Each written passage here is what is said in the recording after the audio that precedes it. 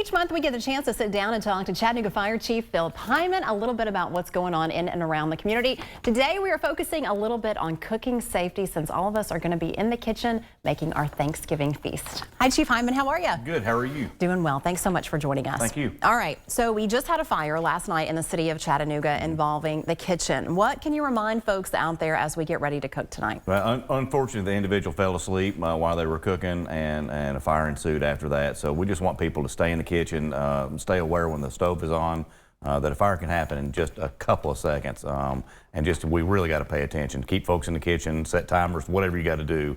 But stay in the kitchen. If you're going to leave the kitchen for a long period of time, turn the stove off. Right. We can be concerned about grease. That sometimes is what ends up being the problems inside ovens, outside on cooktops, things like that. Yeah, grease is extremely flammable. When we get it heated up and we forget that it's on the stove, it will catch fire easily. And then it starts and gets to the cabinets and everything else in the kitchen. So we really want folks to pay attention. Very good advice there. Also some good advice for folks out there involving space heaters. This is the time of year where it's really, really cold outside and folks bring those out. What can you remind our community? I just want everybody to remember, don't use an extension cord. You need to plug it directly into the outlet and then keep it at least 3 feet away from any combustible materials, whether it's your bed, a chair, the couch.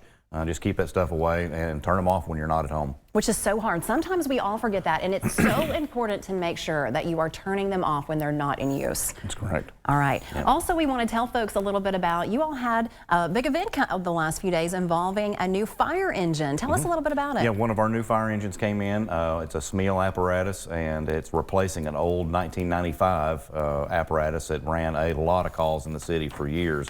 That truck was in service before I was hired. Wow. So kind of gives you an idea how long that truck's been in service. But Engine 9's crew, we went to East Lake as one of their new pumpers for that new station that's down there on 8th Avenue.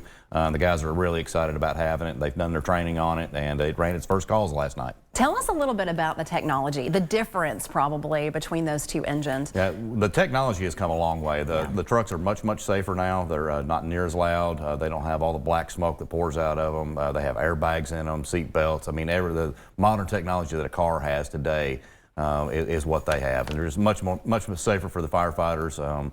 They already do a difficult job, and why not get them there safely? Absolutely. Also, speaking of some training, you guys had some training with Norfolk Southern. Tell us a little bit about that. Yeah, this is something that we do fairly frequently. We have a good working relationship with Norfolk Southern, and as you know, a lot of hazardous materials come through our area, particularly through the Butts Yard and all the rails that we have here.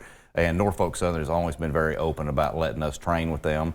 And the OR training that we did just really helps first responders know what to do when we do have an incident with a rail car, whether it's a leak, whether it's a derailment, or any type of emergency in the rail yard. It really helps our firefighters know how to respond to it and protect people. Folks don't realize how many chemicals really go up and down through the Tennessee Valley, you know, with these railroads each and every day.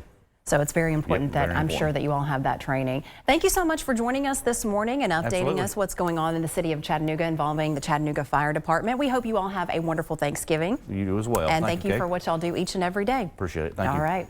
We have much more ahead on News 12 Now this morning. Don't go anywhere. Chips up next with your Sportsman's Forecast. We'll be right back.